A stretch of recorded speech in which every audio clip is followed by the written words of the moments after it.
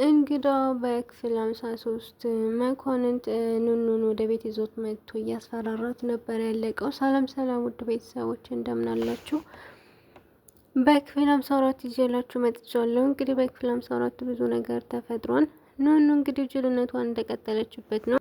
መኳንንት እንግዲህ ከጆጋ ስላያት በጣም ነው የተናደደው። እሷም እንግዲህ እውነቱን አልነገረችውም። ቆይ እባክህ ወንድሜ እውነቱን ልንገረህ እያለ እሱም አላማናትም ማለት ነው። ኤልሹ አዋሪ ሊብ ላይ ነው እሱ ምንም አይደለም የኤልሹ ጓደኛ እንደሆነ ደግሞ ታውቃለህ ብላ ነግራው ነበር።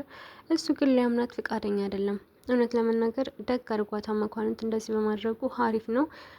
ኑኑ እንግዲህ እንኩል ያደረገችው ለኤልሹ ብላ ነው፣ በኤልሹ ለመወደድ ብላ ነበር ያደረገችው። እኔ ይህን ነገር ካደረግሽልኝ እኔና አንቺ ፍቅር ነው የምንሆነው ብላት ነበር ኤልሹ ማለት ነው። ግን ኤልሹ ቃሏን አልጠበቀችም። ቤሉል እንግዲህ እሷን ለማናገር ሄዶ ነበረ። እህቴ ይቅርታ አድርጌ ሌላ ተፈጠረው ነገር ሲላት፣ ወይ ምንድን ነው አንተ አሁን ይቅርታ የምጠይቀኝ? ሲጀመር እኔን ሳይሆን እማየን ነው ይቅርታ መጠየቅ ያለብህ። እንዴት እሷ ላይ እጅህን ታነሳለህ? እያለችው ነበረ። እኔ እኮ እጅን አላነሳሁባትም፣ እሷ ልትመታኝ ስትል ነው ራሴን የተከላከልኩትኝ እና ለሁሉም ነገር በጣም ይቅርታ አድርጊልኝ። ስለ ኑኑም ስትኝ የነበረው ነገር ልክ ነው ምናምን ሲላት፣ ምን ሆነች ኑኑ? ምን ሆነች ነው? ተጣላችሁ እንዴ? አይ ምንም የለም ግን ልክ ነበርሽ። ኑኑ የምታወራው ወንድ አለ ነው ያላት ማለት ነው ለኤልሹ። ኤልሹ ማስመሳይነት ልክ እንደማታውቅ ሆና ምን የምታወራው ወንድ አለ? ቆይ መቼ ወታ ተጀናጅና እንደዚህ ማለት መቼ ወታ ጠብሳ ነው እያለች ነበረ።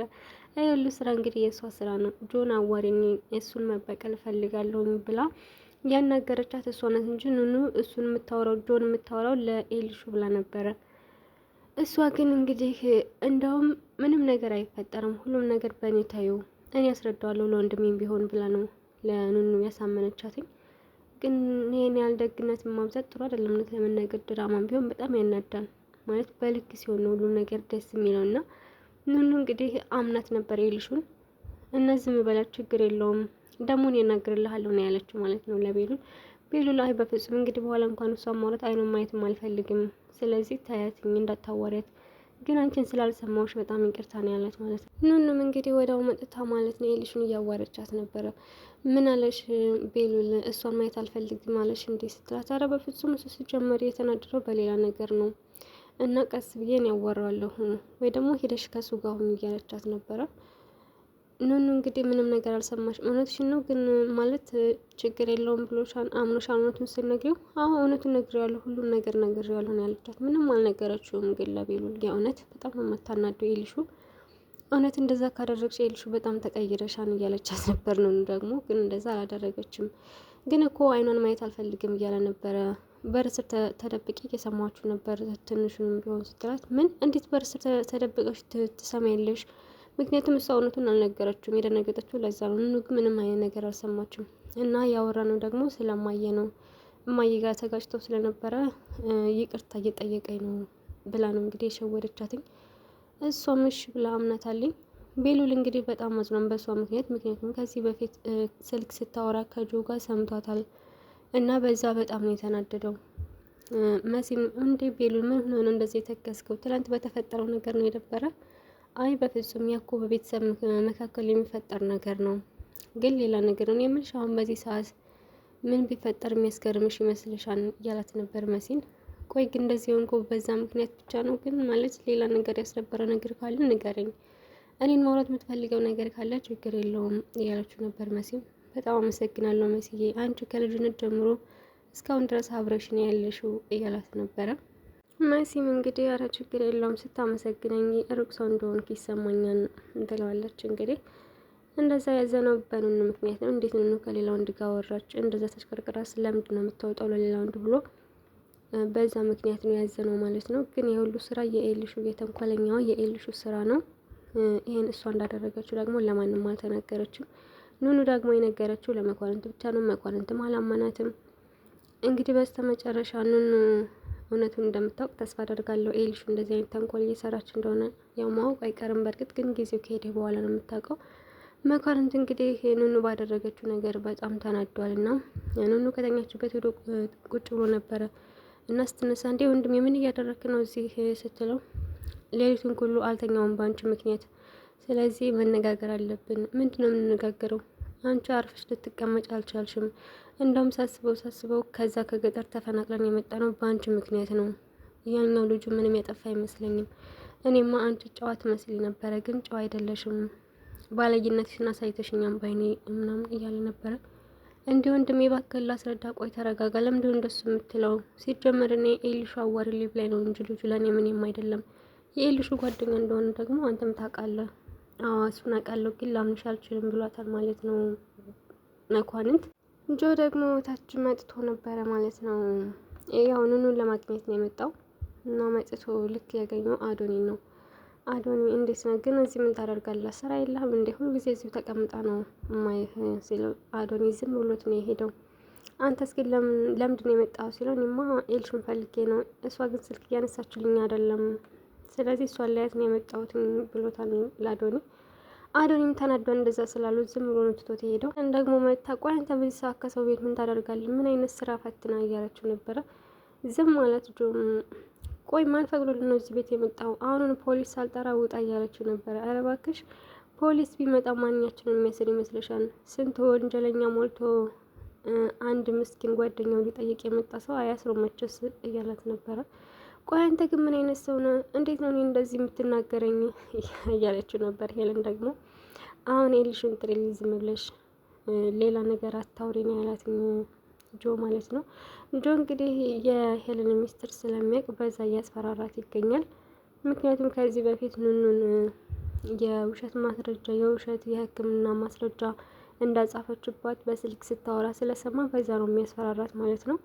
ሄለንም ምንም ማድረግ አልቻለችም። እሷን ጥላው የሄደችው ኑንቻ ስትመጣ እንዴ መጣሽ እንዴ የት ውለሽ ነው ምናምን እስካሁን ድረስ የጠበቁሽ ነበረ ሲላተኝ፣ እንዴ አንተ ሲጀመር እዚህ ምን ታደርጋለህ? ቆይ አንተ ያማህ እንዴ ወንድምሽ ግን ጎዳሽ እንዴ? ትላንትና አያገባም፣ ቢጎዳኝስ ወንድሜ እኮ ነው የፈለገውን ነገር ቢያደርግስ? አሁን ዝም ብለውጥ አሁን ካየት አስጨርሰኛለህ እያለችው ነበር። እንዴ ሲጀመር ለምንድን ነው እሱ እንደዚህ የሚሆነው? ጤነኛ ነው ግን ወንድምሽ እያላት ነበር ማለት ነው። አይመለከትህም እያለችው እያለ ኤልሹ መጥታ እንግዲህ አንተ ደግሞ እዚህ ምን ታደርጋለህ በዚህ ማታ ከሰው ቤት ስትለው፣ እንዴ ምንድን ነው አንቺ እንደሱ የምታዋሪኝ?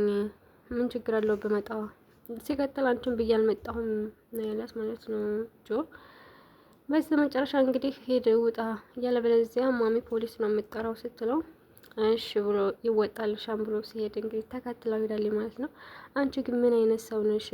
እንዴት እንደምወድሽ በፊት እንዴት ተወድሽ እንደነበረ ታውቂያለሽ።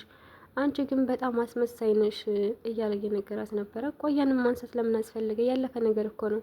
ሲቀጥል ከኔ ጋር እንደዚህ አይነት ጊዜ በማሳለፍ ልትኮራ ነው የሚገባህ እያለችው ነበር። አንቺ ግን ምን አይነት ሰው ነሽ? እራስሽን እንዴት ነው የምታዩ? እንዴትስ ባይ ከኔ ጋር ጥቂት ጊዜም በማሳለፍ ጥሩ ነው። እውነት ለመናገር አሁን ያላፈቀርኩም አንተን የምትወድ ሴት የኔ ጥላት ነበረና እሷን ለመበቀል አንተን በእጅ አስገብቼ ያሳየኋትኝ እኮ። አንቺ እሷን ለመበቀል ብለሽ እንዴት የሰውን ልብ ትሰብሪያለሽ? እንዴት ሰውን በፍቅር ትጎጃለሽ? እኔ እኮ ከልቤ ነበር የወደድኩሽ እያለ እንግዲህ ጆ እያለቀቀሰ ነበረ። እሷን በቃ አተላለቅስብኝ ያለፈ ነገር አንስተህ አሁን ምን እያልክ ነው የምታነሳው? በጣም መጥፎ ሰው እንደሆንሽ እየነገርኩሽ ነው። ካላፈቀርሽ እየኖርሽ አይደለም ማለት ነው እያለ ነበር እንግዲህ ጆ። እሷ ምንም አልመሰላትም። እውነት ለመናገር ኤልሹ በጣም ራስ ወዳድና ክፉ ሰው ናት። ኑኑ እንግዲህ ያን ሁሉ ነገር አድርጋላት አሁንም ክዳታለች ማለት ነው። እንግዲህ ኑኑ አታውቅም። ኤልሹ የእሷን ችግር ውስጥ ራሱ ብትገቢ እኔ አናግሬ ትወጫለች፣ ችግር ውስጥ አትገቢም፣ እኔ እወጣዋለሁ ብላ ነው እዚህ ነገር ውስጥ ያስገባቻትኝ። እንግዲህ መኳንንቱ ወደ ገጠር እንመለሳለን፣ ወደ ገጠር መመለስ አለብን ብሎ ነግሯታን። በዛም በጣም ደንግጣለች። እሷ ግን ዝም ብላ ወይ ለቤሉል እውነቱን አልነገረችውም።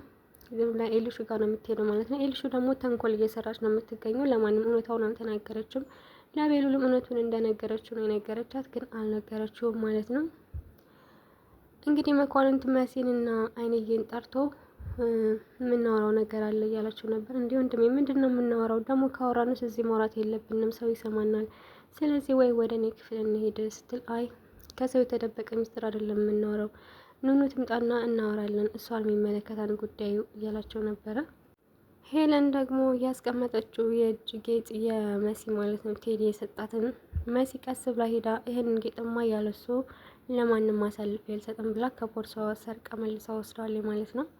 ሄለን ደግሞ ማን የወሰደው? መሲ ይህንን ጌጥ ያላንቺ ማንም ሊወስደው አይችልም፣ አንቺ ነሽ የወሰድሽው። ስለዚህ ችግር ሳይፈጠር ጌጡን መልሰሽ አምጪ እያለቻት ትገኛለች። መሲ ማለት እኔ አልወሰድኩም፣ ከዚህ በፊትም እናንተ ወሰዳችሁት ብለሽ ከኛ እጅ አይደለም የተገኘው፣ ያ ሌላ ይሄ ሌላ። አሁን ስለዚህ ጌጥ አንቺ ብቻ ነሽ፣ እኔና አንቺ ብቻ ነው የምናውቀው። ስለዚህ አሁን አምጪው ብትላተኛ አላየሁም ብላልኝ ማለት ነው። ሄለንም ወደ መሲ ክፍል በመሄድ እየፈለገችው ነበረ፣ ግን ጌጡን አላገኘችውም።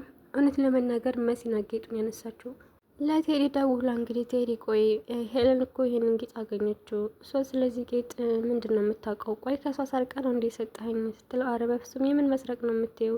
ጌጡን ታውቀዋለች እሷ ከዚህ በፊት ስለ ጌጡ ነግሬያታለሁ፣ በፎቶ ማሳይቻት ነበረ እና ለዛ ነው የደነገጠችው።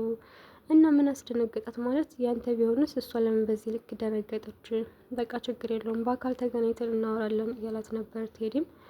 ውድ ቤተሰቦች እንግዲህ በስተ መጨረሻ መኳንንት አይንዬና መሲን እና እንዲሁም ንንሻን ጋር ማውራት አለብን። እንግዲህ መኳንንት ወደ ገጠር መመለስ አለብን ለማለት ነው ሁላቸውንም የሰበሰባቸው። ወደ ገጠር ቢሄዱ እንግዲህ ለሁላቸውም ጥሩ ነው። መሲም ከሄለን ተንኮል ትገላገላለች፣ ሁላቸውም ከሄለን ተንኮል ይገላገላሉ ወደ ገጠር ቢሄዱ ማለት ያን በፊት የፈጠሩት ንንሻ ጋር የተፈጠረው ችግር ካልፈጠረባቸው ወደዛ መሄዳቸው ሀሪፍ ነው ብለን እናስባለን። እንግዲህ በክፍል 54 ይህንን ይመስላል። በክፍል 55 እስከምንገናኝ ድረስ ቸር ሰንብቱ።